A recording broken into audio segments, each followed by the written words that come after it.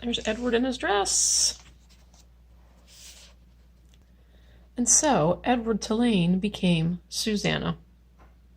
Nellie sewed several outfits for him: a pink dress with ruffles for special occasions, a simple shift fashioned out of a flower-covered cloth for everyday use, and a long white gown made of cotton for Edward to sleep in. In addition, she remade his ears, stripping them of the few pieces of fur that remained, and designed him a new pair. "Oh," she told him when she was done, "you look lovely." He was horrified at first. He was, after all, a boy rabbit. He did not want to be dressed as a girl. And the outfits, even the special occasion dress, were so simple, so plain. They lacked the elegance and artistry of his real clothes.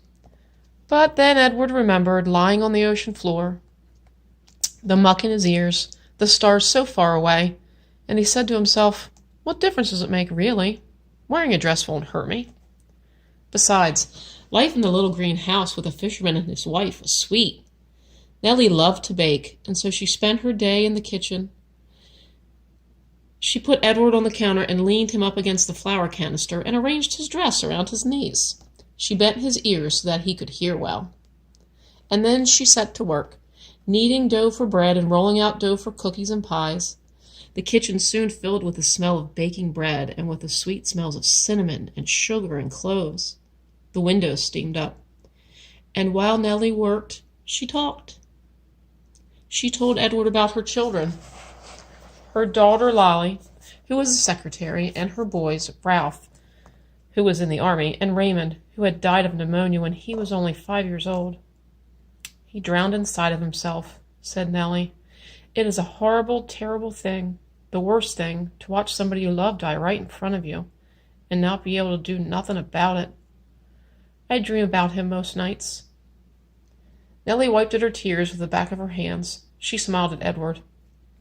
I suppose you think I'm daft, talking to a toy, but it seems to me that you are listening, Susanna."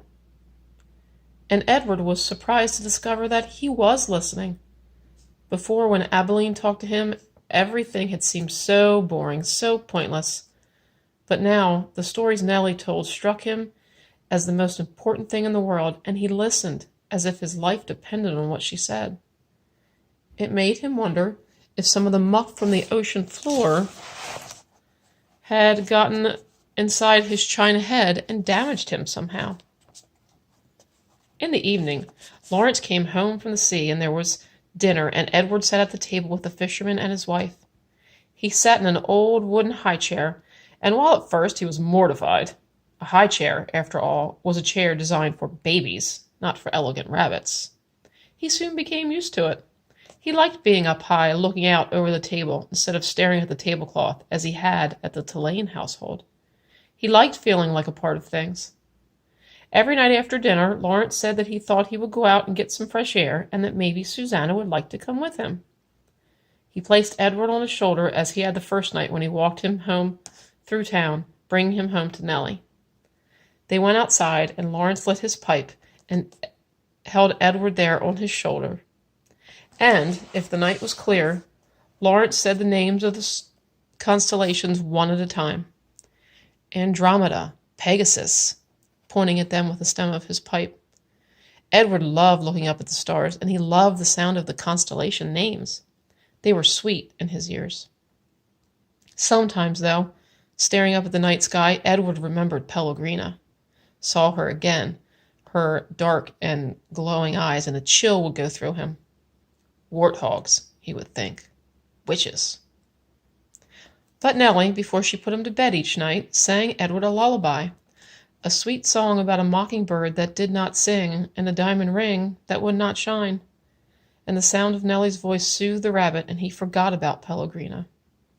Life, for a very long time, was sweet. And then Lawrence and Nellie's daughter came for a visit.